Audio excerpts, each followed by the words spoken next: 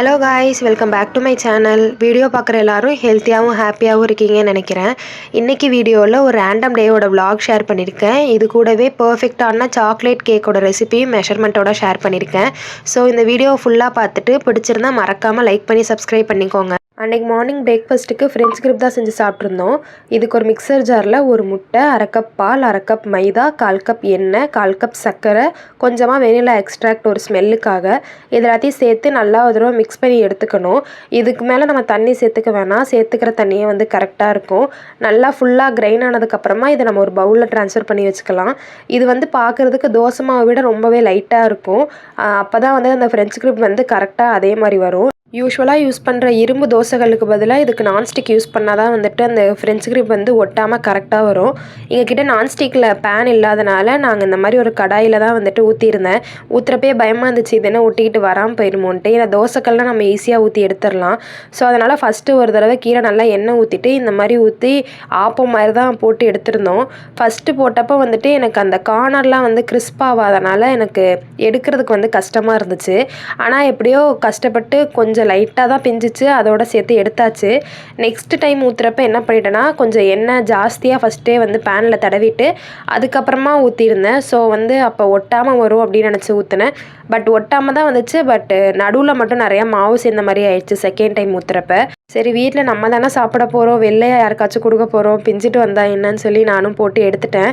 ஆனால் டேஸ்ட்லாம் நல்லா இருந்துச்சு. ஃபஸ்ட்டு போட்ட 2 மட்டும் லைட்டாக ரொம்ப லைட்டாக வந்துட்டு கிராக் ஆகி வந்துச்சு. ஆனால் அதுக்கப்புறம் போட்ட எல்லாமே வந்து கரெக்டாக வந்துருந்துச்சு. நான் கொடுத்த மெஷர்மெண்ட்டில் வந்து நீங்கள் மாவு மிக்ஸ் பண்ணிங்கன்னா நமக்கு வந்து 6லேருந்து ஒரு 7 கிரிப்ஸ் வந்து கிடைக்கும்.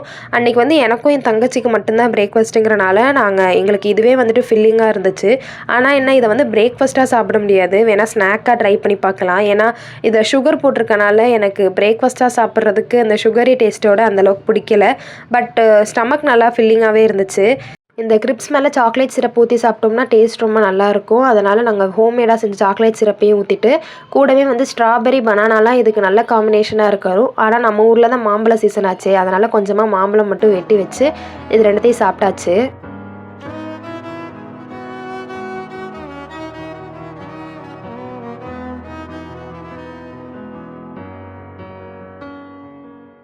சாப்பிட்டு முடிச்சதுக்கப்புறமா அன்றைக்கி இருந்த மெயினான வேலையை வந்துட்டு எங்கள் வீட்டில் இருக்க ஒரு கிட்டனுக்கும் கேட்டுக்கும் வந்து வேக்சினேஷன் போடுறது தான். ஒருத்தனுக்கு வந்துட்டு கேட்டுக்கு வந்து ரேபிஸ் தான் வந்து போடணும். அவன் பிறந்ததுலேருந்து போடாமல் விட்டுட்டோம். இப்போ ஒரு 8 months ஆயிடுச்சு. ஸோ அதனால் அவனுக்கு வந்து ரேபிஸ் இன்ஜெக்ஷன் போடலான்னு நினச்சோம். இன்னொருத்தருக்கு வந்துட்டு என்னன்னே தெரில, பிறந்ததுலேருந்தே வந்துட்டு அவனுக்கு உடம்புலாம் வந்து ரேஷஸ் இருந்துச்சு, ஃபங்கல் இன்ஃபெக்ஷன் மாதிரி.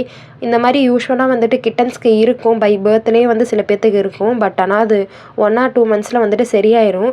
இவனுக்கு என்னன்னு தெரில, சரியாகவே இல்லை, போக போக இன்க்ரீஸ் ஆகிட்டே இருந்துச்சு. இப்போ தான் வந்துட்டு ஒரு 4 month கிட்ட ஆகுது. சரின்னு லாஸ்ட் வீக் வந்து டாக்டர்கிட்ட கூட்டிகிட்டு போனப்போ அவங்க ஒரு லோஷனும் ஒரு இன்ஜெக்ஷனும் போட்டுட்டு அப்புறமா ஓரலுக்கு வந்து ஒரு ஃபிஷ் ஆயிலும் கொடுத்தாங்க. அது போட்டு ஒரு 3 to 4 daysக்கு நல்லா இம்ப்ரூவ்மெண்ட் இருந்துச்சு. பட் அதுக்கப்புறமா எங்களுக்கு பெருசாக எந்த இம்ப்ரூவ்மெண்ட்டும் தெரியல. அவங்களும் 1 week கழித்து கூட்டிகிட்டு வாங்க அப்படின்னு சொல்லியிருந்தாங்க. அதுக்காக தான் இன்றைக்கி வந்து இவனை கூட்டிகிட்டு போகிறோம். சரி, போகிறப்ப இன்னொருத்தனுக்கும் ரேபிஸ் வேக்சின் போட்டுடலான்னு அவனையும் சேர்த்து கூட்டிகிட்டு போயாச்சு.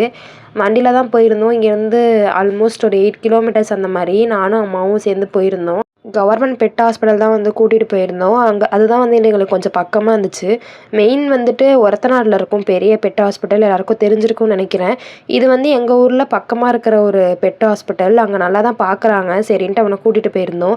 இவன் கொஞ்சம் குட்டிங்கிறனால அவனை பேஸ்கெட்டில் தான் வச்சுக்கணும், வேறு வழியே கிடையாது.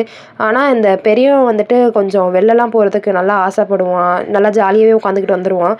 அதனால் அவனை எங்கள் அம்மாவே தோல்லையே போட்டுட்டு தூக்கிட்டு வந்துட்டாங்க. அதுக்கப்புறம் நான் இங்கே வந்து ரீச் ஆனதுக்கப்புறமா ஃபஸ்ட்டு வந்துட்டு நேம்லாம் கொடுத்து ரெஜிஸ்டர் பண்ணிக்க சொன்னாங்க. நம்ம பேர் தான் கொடுக்கணும். கொடுத்து ரெஜிஸ்டர் பண்ணதுக்கப்புறமா இவனுக்கு ஊசியும் அவங்களுக்கு என்ன ட்ரீட்மெண்ட் பார்க்குறேன்னு சொல்லியிருந்தாங்க.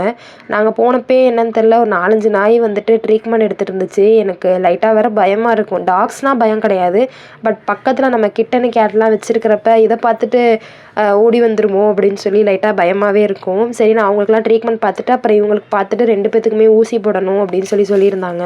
பார்த்துட்டு திருப்பியும் அவங்க அதே லோஷனே கொடுங்க, ஒரு 1 மந்த்தாவது கொடுக்கணும், அப்போ தான் வந்துட்டு ஏதாச்சும் தெரியும் அப்படின்னாங்க.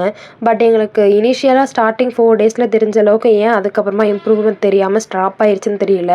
சரி இன்னும் கூட கொஞ்சம் வெயிட் பண்ணி பார்ப்போம், மருந்தும் லோஷனும் கண்டினியூஸாக போட்டு பார்த்துட்டு அப்புறம் என்னென்னு பார்த்துக்கலான்னு நாங்கள் வந்துட்டோம். இவன் என்ன நினச்சான்னு தெரில, வெளில ஜாலியாக சுற்றி பார்க்கலான்னு நினச்சி வந்திருப்பான் போல். பிடிச்சி ஊசியை போட்டு விட்டதும் எங்கள் அம்மா கிட்ட அதுக்கப்புறம் போவே இல்லை. அவ்வளோதான், என் கூடயே வந்து உட்காந்துட்டு வந்துட்டான். இவனுக்கு வெளில சுற்றி பார்க்கறதுலாம் ரொம்ப பிடிக்கும். ஆனால் இப்படி வந்து ஊசியை போடாமல் அவ்வளோதான், மூஞ்சியே மாறி போயிடுச்சு அவனுக்கு. அதுக்கப்புறமா நாங்கள் 2 பேரும் கிளம்பி அப்படியே வீட்டுக்கு வந்தாச்சு. வீட்டுக்கு வந்ததுக்கப்புறமா கொஞ்சம் நேரம் கழித்து அவன் நார்மலாகி சரியாயிட்டான். ஊசி போட்டது ஏதோ புதுசாக இருக்கவும் பயந்துட்டான் போல இருக்குது.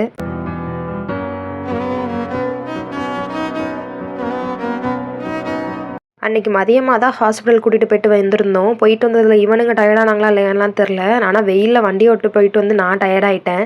அதனால் மதியம் நல்லா படுத்து தூங்கினதுக்கப்புறமா ஈவினிங்காக அந்த சாக்லேட் கேக் செய்யலான்னு ஸ்டார்ட் பண்ணியிருந்தேன். ரொம்ப நாளாக அந்த சாக்லேட் கேக் செஞ்சு பார்க்கணுன்னு ஆசை. பட் அவன் இல்லாதனால எனக்கு லைட்டாக பயமாக இருக்கும்.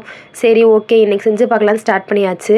இதுக்கு வந்து 3/4 கப் மைதா, 1/2 கப் சர்க்கரை, 1/4 cup cocoa powder, 1 teaspoon baking powder, 1/2 teaspoon baking soda, இது எல்லாத்தையும் போட்டு நல்லா ஒரு தடவை மிக்ஸ் பண்ணி எடுத்து வச்சுக்கணும். என் ஒயர் விஸ்கில் நான் மிக்ஸ் பண்ணுறேன், நானே அதை உடச்சி வச்சுட்டேன். நெக்ஸ்ட் இது கூட நம்ம வெட் இன்க்ரீடியன்ட்லாம் சேர்த்துக்கலாம். இப்போ வந்து அதுக்கு 1 முட்டை, 1/4 கப் எண்ணெய், 1/4 கப் பால், இது எல்லாத்தையும் சேர்த்துக்கணும். இப்போ நம்ம எக்லெஸ்ஸாக செய்யணும்னு நினச்சோன்னா அந்த முட்டையை மட்டும் ஸ்கிப் பண்ணிக்கிட்டால் போதும். நம்ம பால்லாம் சேர்க்குறனால அது கரெக்டாக இருக்கும்.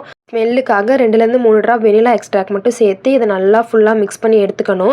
இது கூட வந்துட்டு நம்ம 1/4 கப் தண்ணி சேர்த்துக்கணும். 1/4 கப் தண்ணியே வந்துட்டு கரெக்டாக இருக்கும். ரொம்ப சேர்த்துட்டோன்னா வந்து கேக்கோட பேட்டர் வந்து ரொம்ப லூஸ் ஆன மாதிரி இருக்கும். ஸோ இந்த மாதிரி நல்லா மிக்ஸ் பண்ணி எடுத்துட்டோன்னா, லம்ஸ் இல்லாமல் மிக்ஸ் பண்ணி எடுத்துட்டோன்னா நம்ம பேக் பண்ணுறது கொஞ்சம் ஈஸியாக இருக்கும். இதை ஃபுல்லாக இந்த மாதிரி ஒரு 2 to 3 மினிட்ஸ் நம்ம வந்து மிக்ஸ் பண்ணி எடுத்துக்கணும். பீட்டர் இருந்தால் அதுவுமே யூஸ் பண்ணிக்கலாம்.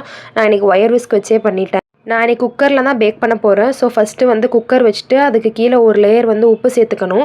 உப்பு சேர்த்ததுக்கப்புறமா ஏதாவது ஒரு பவுலை வந்து நம்ம கவுத்து போட்டுட்டு அதுக்கு மேலே ஒரு ஸ்டாண்டு வச்சுக்கலாம். ஸோ நம்ம வந்து கேக் பேட்டர் வைக்கிறப்ப ஈவனாக நேராக நிற்கும். அதனால் இப்படி வச்சதுக்கப்புறமா இதை வந்து மூடி போட்டு ஒரு 10 மினிட்ஸ் வந்து ப்ரீ ஹீட் பண்ணணும். ப்ரீ ஹீட் பண்ணுறப்ப வந்து மேலே வந்து வெயிட்டு போடக்கூடாது. குக்கர் வந்து ப்ரீ ஹீட் ஆகிட்டு இருக்க டைமில் வந்துட்டு நம்ம வந்து கேக் பேட்டரை வந்து கேக் டினுக்கு மாற்றிக்கலாம். கேக் டின் யூஸ் பண்ணிக்கலாம். பட் என்கிட்ட இருக்க கேக் டின் வந்துட்டு இந்த குக்கருக்குள்ளே வந்து பர்ஃபெக்டாக போகாது. அதனால் யூஸ்வலாக நம்ம வீட்டில் யூஸ் பண்ணுற ஒரு ஸ்டெயின்லெஸ் ஸ்டீல் பாத்திரம் தான் எடுத்திருக்கேன். இல்லை வந்து பட்டர் ஷீட் போட்டுக்கலாம். அப்படி இல்லைனா கீழே வந்து லைட்டாக எண்ணெய் இல்லைன்னா பட்டர் தடவிட்டு அது மேலே இந்த மாதிரி மைதா மாவை கோட் பண்ணி எடுத்துக்கணும். இந்த மாதிரி கோட் பண்ணி எடுத்துட்டோன்னா நம்ம வந்து கேக்கை டீமோல்டு பண்ணுறப்ப சைட்ஸ்லலாம் வந்து ஒட்டாமல் வரும். மைதா வச்சு டஸ்ட் பண்ணதுக்கப்புறமா எக்ஸஸாக இருக்கிற மைதாவை வந்து நம்ம கீழே கொட்டிடலாம். இதுக்கப்புறமா நம்ம மிக்ஸ் பண்ணி வச்சுருக்க கேக் பேட்டரை இதில் போட்டுட்டு நல்லா ஒரு 2 தடவை டேப் பண்ணி விட்டுக்கணும். அப்போ தான் ஏதாவது லம்ஸ் ஏதாவது இருந்துச்சுன்னா அது வந்து உடஞ்சிரும், கரெக்டாக இருக்கும். எந்த ஒரு ஏர் பபுளும் இல்லாமல் இருந்தால் தான் கரெக்டாக வந்துட்டு பேக் ஆகும். இந்த மாதிரி எல்லாத்தையும் போட்டுட்டு 10 மினிட்ஸ் ப்ரீ ஹீட் ஆகிருந்த குக்கரை ஓப்பன் பண்ணி இப்போ அதுக்குள்ளே நான் வந்து நம்ம கேக் பேட்டரை வந்து வச்சிடலாம்.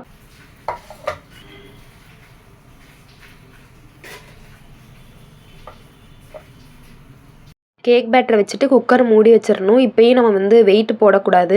இதை வந்து ஒரு 45 மினிட்ஸ் வந்துட்டு வேக வைக்கணும். இப்போ நம்ம வந்து நிறையா வந்து செய்கிறோம் அப்படின்னா நான் சொன்ன அளவே நீங்கள் டபுளாக போட்டுக்கணும். அதே மாதிரி நான் வேக வைக்கிற டைமையுமே இப்போ டபுளாக போட்டுக்கணும். அப்போ தான் வந்து கரெக்டாக இருக்கும். எனக்கு வந்து 45 மினிட்ஸ் வந்து கரெக்டாக இருந்துச்சு. இப்போ தான் மெயின் வேலையே என்னென்னா வந்துட்டு நம்ம இப்போ அந்த 45 மினிட்ஸ் நம்ம கையக்காலை வச்சுட்டு சும்மா இருக்கணும். சும்மா போய் திறந்து பார்த்தோன்னா கேக் வந்து கரெக்டாக பொங்கிட்டு வராது. ஸோ அதனால் நம்மளை ஏதாவது பிஸியாக வச்சுக்கணுன்ட்டு நான் வந்து அப்போ யூஸ் பண்ண பாத்திரம், அப்புறம் ஆல்ரெடி மதியம் சாப்பிட்ட பாத்திரம்லாம் இருந்துச்சு, அது எல்லாத்தையும் விலக்கி வச்சுட்டு கொஞ்சம் நேரம் ஃபோனை நோண்டிட்டு வரதுக்குள்ளார 45 மினிட்ஸ் ஆயிடுச்சு. கேக்கும் நல்லாவே வந்து ரெடி ஆயிடுச்சு. ஒரு ஃபோர்க் வச்சு குத்தி பார்த்தோம்னா கேக் பேட்டர் வந்து அந்த ஃபோர்க்கில் வந்து படாமல் வரணும். அப்போ தான் வந்து கேக் கரெக்டாக ரெடி ஆகிருக்குன்னு அர்த்தம். இப்போ வந்துட்டு அந்த கேக்கை வந்து உடனே எடுத்துடக்கூடாது. ஏன்னா அப்போ கரெக்டாக வந்து நமக்கு டீமோல்ட் ஆகாது. ஸோ அது ஒரு 15 மினிட்ஸ் வந்து ஆற வச்சிடணும். இந்த கேப்பில் வந்து நம்ம கேக் மேலே ஊற்றுறதுக்காக ஒரு சாக்லேட் கனாஷ் மாதிரி ரெடி பண்ணிக்கலாம். அதுக்கு வந்துட்டு ஒரு பாத்திரத்தில் 100 ml நான் விப்பிங் க்ரீம் எடுத்திருக்கேன். அது கூட வந்து 125 கிராம் குக்கிங் சாக்லேட் வந்து எடுத்துக்கிறேன். இதுக்கு பதிலாக நம்ம milk chocolate, dark chocolate, white சாக்லேட்னு எது வேணால் எடுத்துக்கலாம். பட் குக்கிங் சாக்லேட்னா இன்னும் கூட கரெக்டாக பர்ஃபெக்டாக இருக்குமே அப்படின்னு சொல்லிட்டு நான் அதை எடுத்திருக்கேன்.